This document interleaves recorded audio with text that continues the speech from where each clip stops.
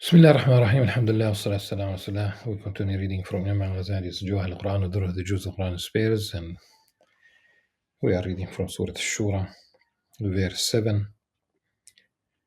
And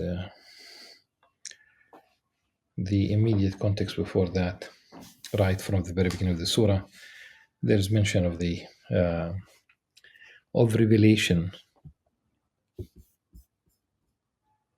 And this is because verse 7 is about revelation of the Quran, but it begins almost immediately after these separate letters.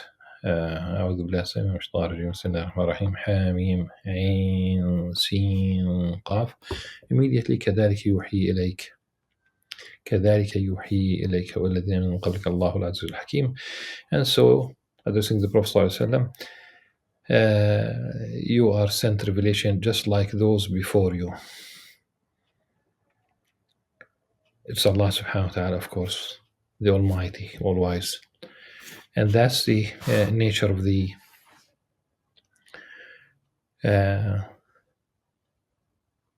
relationship with humanity, that Allah subhanahu wa ta'ala created humanity and did not leave humanity without guidance. And this guidance through revelation, we have, of course, we have the Torah, the Zabur, translate liberally as the book of Psalms that was revealed to Prophet Dawood alayhi salam, Prophet David, King David, and the Injil in singular, the Gospel.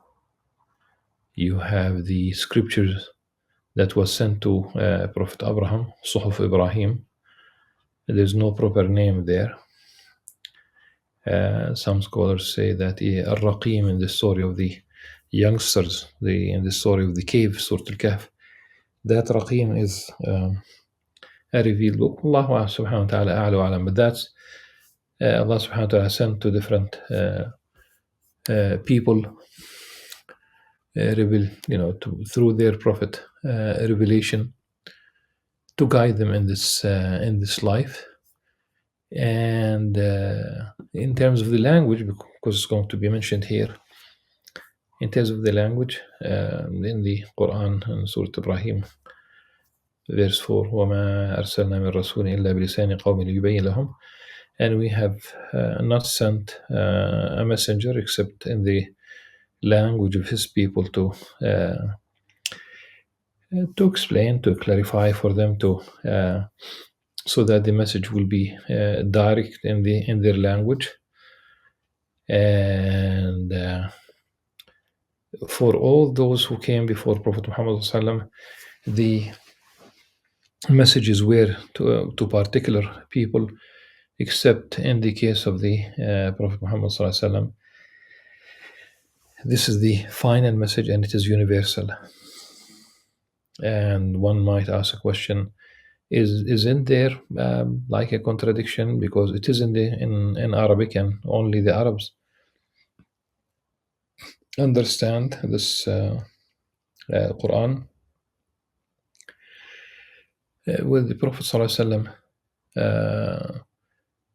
his role was conveying this message to those who surrounded him, but in terms of the universality, who conveys the message itself? It's universal. It is fit for every time, for every place. And let me say that we Muslims never adopted one specific interpretation, a book of exegesis interpretation, never canonized one in the language that people might understand. It's an ongoing thing, the interpretation, and it's the role of the Ummah of Sayyidina Muhammad ﷺ to take this message to all corners of the globe.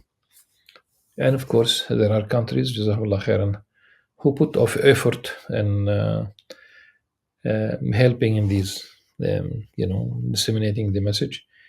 The King Fahd complex for the Quran, for printing the Quran, but also what do they do? Uh, there are the statistics so far, almost 79 translations into 79 languages.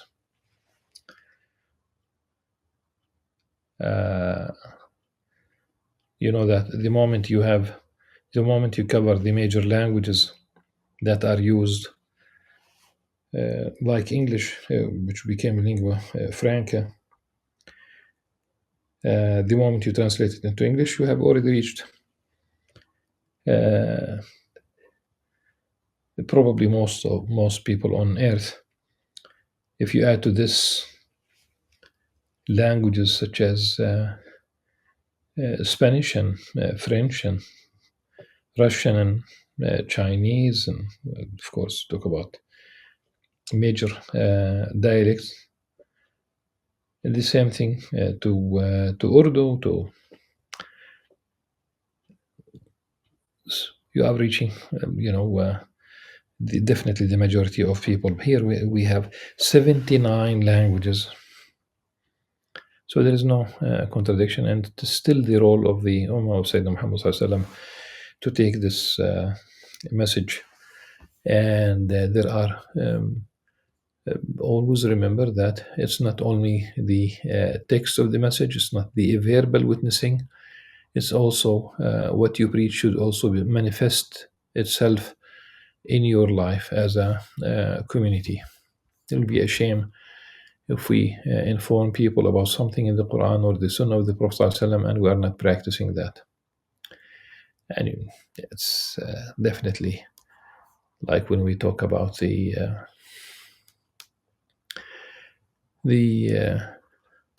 one of the aims of the Sharia is to protect life. And he who kills one person, of course, unjustly, not in self-defense, not as a punishment where it applies. So he who kills one person is tantamount to killing all humanity. And you look around the corner, and Sudan is a Muslim killing a Muslim, and that's really a big shame. So whatever we preach should also manifest, should unfold, should be inculcated in the community. So verse 7. وكذلك أوحينا إليك قرآنا عربي لتنذر القرى ومن حولها وتنذر يوم الجمع لا ريب فيه فريق في الجنة فريق في السعير فريق في الجنة وفريق في السعير. So Allah subhanahu wa ta'ala revealed this Qur'an, which is the clear book. That's one of the meanings in terms of Arabic, and the Qur'an in Arabic. It's the word of Allah subhanahu wa ta'ala. It's the eternal word of Allah subhanahu wa ta'ala to warn al-Qura, the mother of cities. And that's really honoring Mecca by describing it as such as al-Qura. You might not, even for those who speak Arabic, they might not realize that it is in use. So, for example, there's a university in Mecca that is called Jamiat al-Qura. The University of Mecca, the University of al-Qura. That's the official name, really. And its vicinity, but the message again is universal, and it's almost in no time it reached the it reached Europe, it reached the Atlantic, it reached China. It stopped. It did not really cross to Japan early on, but you have more old mosque in Shanghai and the Xinjiang region, where you have Turkic people, the Uyghur, and they And some of these regions, they still use the old Ottoman script, which is primarily Arabic, really. This is a new thing in using Latin letters for Turkish, and using Latin letters for Malay. The letters used to be Arabic, with slight difference for the Jawi letters. At any rate, it's Quran and Arabian, clear, accessible, and we still it's accessible to us. Unlike, for example, in other languages, definitely in English, people would not be able to read a language that is a form of English that is 1500 years old. That would be far fetched. And if you talk about using Latin in church sermons, it continued, and people at one point could not understand the language. It became a dead language, known only to the few. And the Prophet ﷺ, al-Qura, this honorary name, he loved Mecca. He's just simply, he addressed Mecca at one point,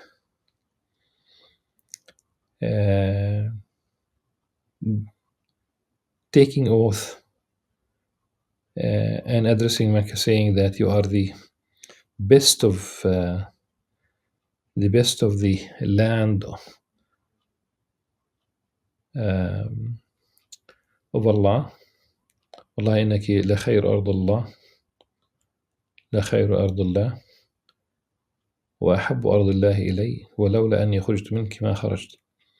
By God, you are the best land of God and the most beloved land of God to me. And if it were not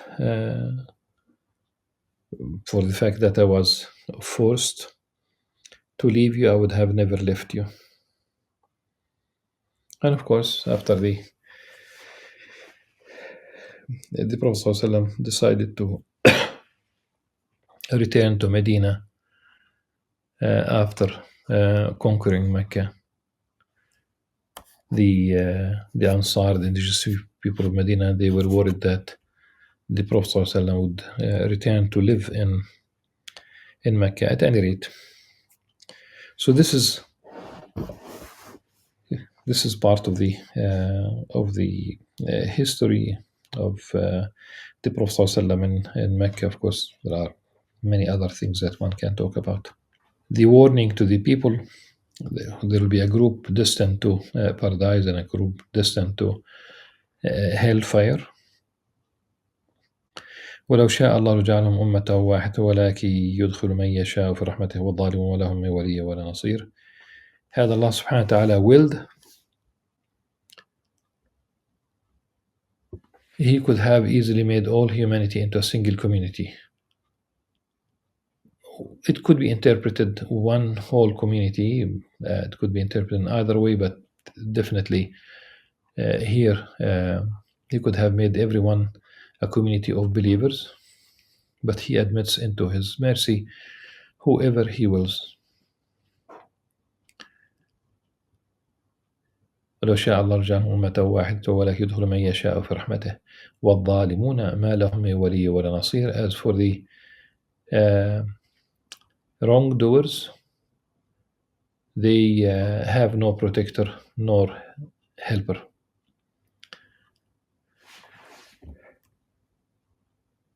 أم اتخذوا من دونه أولياء فالله هو الولي وهو يحيي الموتى وهو على كل شيء قدير. How can they take protectors besides Him? Allah alone is the protector. He alone gives life to the dead, and He alone is most capable of everything. There is this life, there will be a resurrection, you one should ask, should basically be thankful for simply for the fact that he or she is, you are living. Allah subhanahu, you could have not existed, and Allah subhanahu wa ta'ala created you and entrusted you with this role as a vicegerent on earth, Khalifa, where every single human being is tasked with fulfilling this Khilafah. This is not the political office that emerged after the death of the Prophet ﷺ, the Caliph, because that could be fulfilled by one person. As for the Khalifa, in the context, very fair story, in fact, in the Quran and Surah Al-Baqarah, verses 30 to 35 approximately, when Allah subhanahu wa ta'ala informed the angels about creating Adam alayhi salam, and that's basically the a role for every human being, male or female, to fulfill. The Khalifa doing that which is positive. Just think about the exclamation, the inquiry of the angels. Why would Allah subhanahu wa ta'ala create someone who would cause mischief, corruption on earth, and sheds blood? By definition, it's the opposite that is really wanted from us as humanity, not to cause corruption in politics, corruption in the environment, corruption in economics, corruption in the social order. In the social order today, almost all the grave sins that were prohibited in the Torah, in the law of Moses, the Mosaic law, almost everything is now legal and not punished in almost in all Western countries.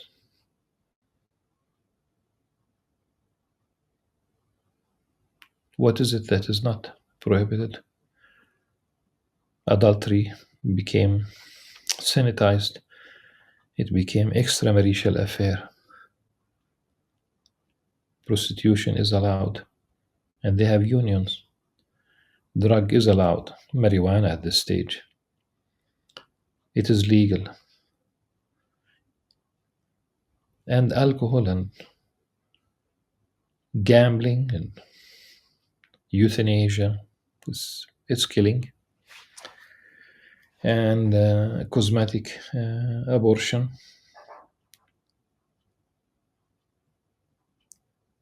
So Allah subhanahu wa ta'ala could have made all humanity, but it's His will that we have free will, that we have revelation, and either we choose to submit to the will of God, or simply have our own way of life that is the antagonistic, the opposite of revelation. You submit to the will of God and you are happy, absolute happiness. You are destined to paradise, inshallah. You don't believe, you have animosity towards, you disbelieve, have animosity towards religion, towards true religion, towards revelation, towards God, towards the prophets, and that will be that person will be destined to hellfire. Allah subhanahu wa ta'ala a'la wa a'lam. God knows best. وما اختلفت فيه من شيء فحكمه إلى الله ذلكم الله ربي عليه توكلت وإليه أنيب. Still addressing the Prophet ﷺ, whatever you may differ about, its judgment rests with Allah. That is Allah, my Lord. In Him I put my trust, and to Him I always turn. You don't. Whoever wills Whoever wants can become a believer, and whoever wants can become a disbeliever. But the day of judgment is a day for all of us to discover the truth about many questions.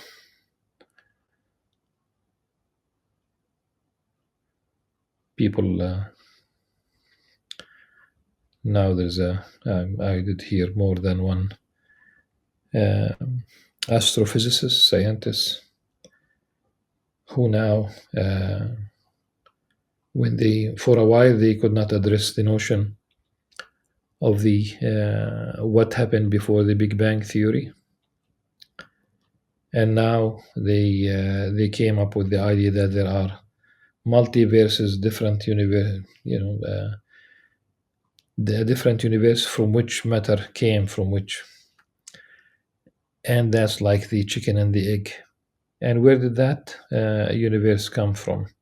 From another universe, and where did that universe come from? They don't want to say it is Allah subhanahu wa ta'ala, it is God who created.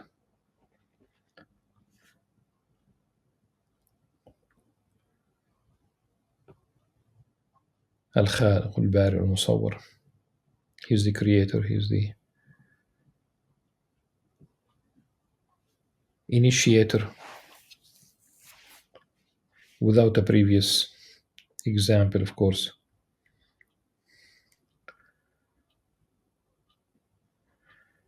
فاطر السماوات والأرض جعل لكم من أنفسكم أزواجا ومن الأنعام أزواجا يذرأكم فيه ليس كمثله شيء وهو السميع البصير.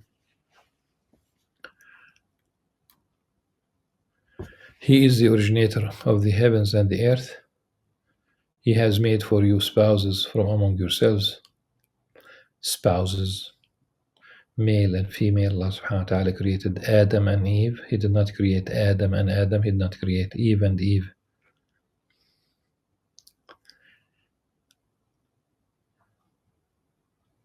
The natural course of things is a male and female, and with the blessings, with the fulfilling the conditions that the marriage should be public, nothing in secrecy.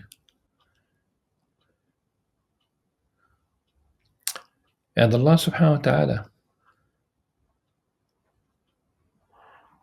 being described here as there is nothing like him, nothing like unto him, for he alone is the all hearing, all seeing in the absolute sense. Our knowledge is limited, our seeing is limited, our hearing is limited. Nothing is like him. Don't attribute three-dimensional descriptions to Allah subhanahu wa ta'ala. He is not limited by space and time, time being the fourth dimension. No anthropomorphic. There is the language itself. There are verses in the Qur'an that the appearance of which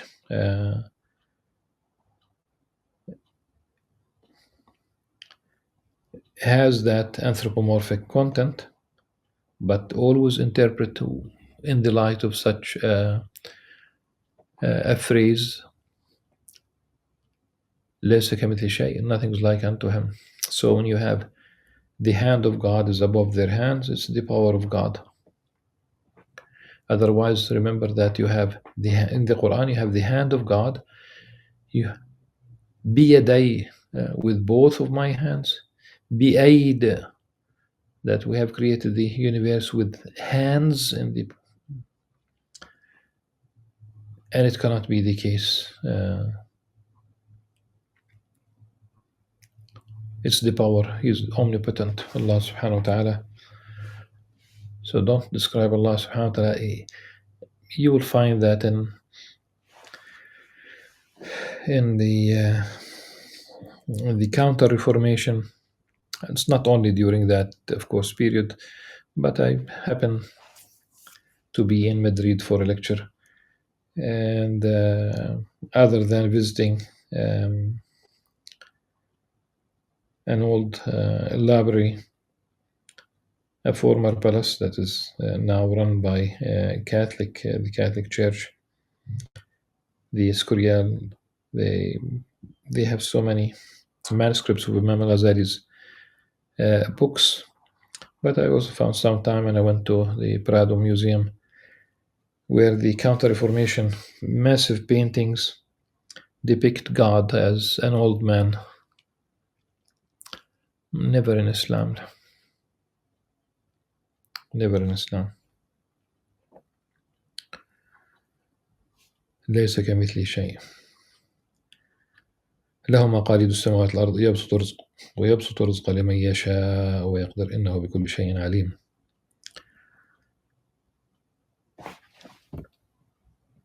To him belong the keys of the treasuries of the heavens and the earth.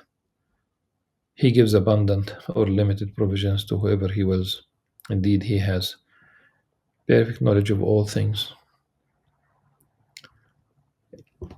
One can add in كل شيء خلقناه بقدر. There's everything Allah subhanahu wa ta'ala created in the universe with measurement. Everything is by design. Nothing is left to its own. Nothing generates nothing. And this is why the theory of the chaos theory, when scientists cannot really predict complex systems, I think using the word chaos is it should basically scientists should be humble, simply acknowledge that they cannot really calculate very complex systems. It could be the oceans, it could be the universe, but there is no chaos in the universe. It is by design. It is elegant. Some Western scientists, I'm not going to give credit to by mentioning the name, but they said that the universe is ugly. No, it's not. Of course, ultimately, it is destined for it's only a phase in existence, that once the day of judgment unfolds, things will change. But there's no chaos. There's no chaos. We might go back to this in the inshallah in the future. شرع لكم من الدين ما وصى به نوحا والذي أوحينا إليكم ووصينا به إبراهيم وموسى وعيسى أن أقيموا الدين ولا تتفرقوا فيه كبر على المشركين ما تدعوهم إليه الله يجتبي إليه من يشاء ويهدي إليه من ينيب. He has ordained for you, addressing the believers, the way which he decreed for Noah, Noahadic laws sometimes they are described, and what we have revealed to you, meaning addressing Prophet Muhammad sallallahu alaihi wasallam, and what else, and what we decreed for Abraham, Moses, and Jesus. In this case, we have the five messengers who Ulul Azm min al-Rusul, those who did strive most, the greatest prophets of Islam, commanding, uphold the faith, aqimu, you establish the faith and make no divisions in it. Don't split. No sectarian, things begin with simple thing, like with all due respect, what began as originally as a group of Muslims who believed that it should have been Ali bin Abi Talib as the caliph rather than Abu Bakr as-Siddiq. It began only with that much, and now the split is so large They have created their own. Still, we talk of prime in principle. We talk about Muslims, but their worldview, um, including the way they have dealt with the grandchildren of the Prophet ﷺ, especially Hussein, it became cultish. People should review, take it as a sincere advice.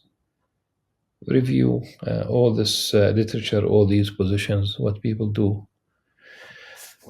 At any rate, these are the five major, most important prophets who are described as the Ul Azm min al-Rusul. The law